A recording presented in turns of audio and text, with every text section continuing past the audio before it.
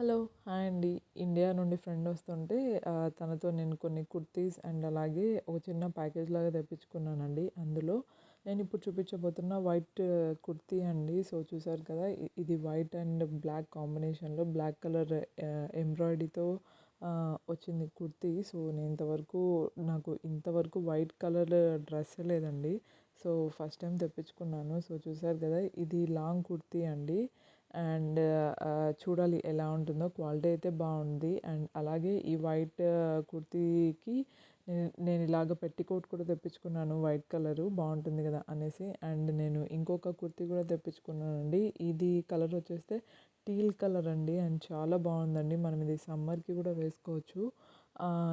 Knee length gown లాగా కూడా ఉంటుంది. అండ్ అలాగే మనం వైట్ కలర్ లెగ్గిన్ వేసుకుంటే కూడా బాగుంటుంది. అండ్ దీనికి ఒక 2 పాకెట్స్ వచ్చాయి. అండ్ ఆ 2 పాకెట్స్‌కి టాజల్స్ కూడా వచ్చాయి. అండ్ అలాగే నేను ఫస్ట్ టైం మామా అర్త్ వాళ్ళది లిప్ టింట్ తెప్పించుకున్నానండి బీట్రూట్ ఫ్లేవర్‌లో.